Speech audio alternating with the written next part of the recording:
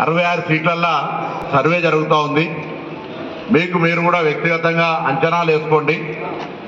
గెలుపు ప్రాధాన్యత ప్రస్తుత పరిస్థితుల్లో ప్రతి కార్యకర్త గల్లా ఎగిరేసి, ఎందుకంటే 10 సంవత్సరాలు పోరాటం చేసినప్పుడు మనం ఏ విధంగా అణచివేతకు, నిర్లక్ష్యానికి, నిరంకుశానికి గురైనమో తెలుసు.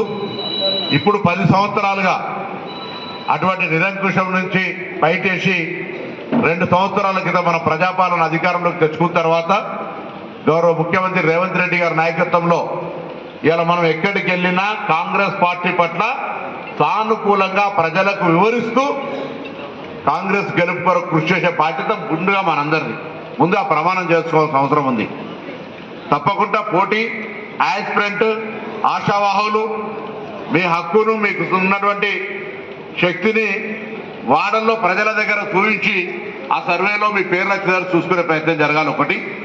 2, ఇలా మీరు ఎక్కడికి వెళ్ళినా మొట్టమొదలు కాంగ్రెస్ పార్టీ చేసిన కార్యక్రమాల గురించి, ఇలా ప్రభుత్వం ఏర్పడ్డ 48 గంటల్లో తెలంగాణలో ఉన్నటువంటి అక్క చెల్లెలందరికీ ఉచిత బస్సు సౌకర్యం ఇచ్చినారు.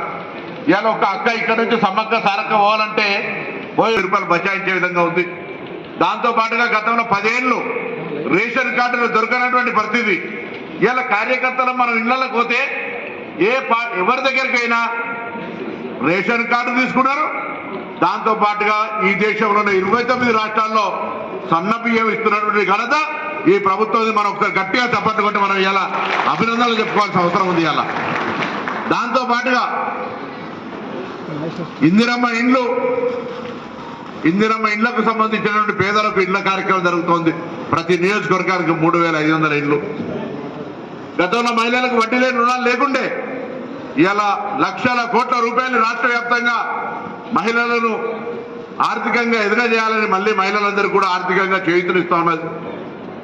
అంతేగాక తెలంగాణ పోరాటమే ఉద్యోగాల కోసం.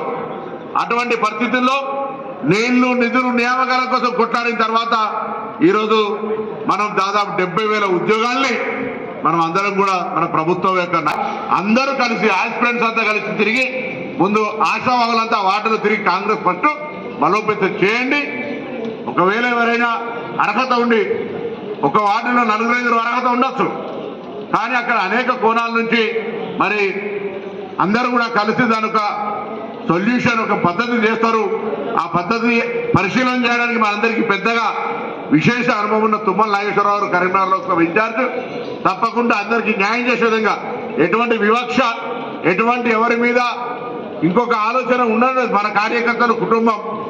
కాబట్టి తప్పకుండా ఉన్నటువంటి 66 సీట్లల్లో మంచి వాళ్ళకి మనమే సజెషన్ చేసుకొని ఎలెక్ట్ అని మీకు మీరే వార్డుల్లో ఫలానా అయితే మంచిగా ఉంటుందని మీరే ఆస్పిరెంట్స్ అంతా కూర్చొని ఎవరినెవరు మరి ఇంకో పదవి కొరకు అట్లా ఎంపిక చేసుకొని పార్టీకి సుగమం చేస్తే మనందరికీ రేపు పొద్దున కాంగ్రెస్ కార్పొరేషన్ను, ఈ కరీంనగర్ కార్పొరేషన్ కాంగ్రెస్ కైవసం చేసుకుంటే వచ్చేది.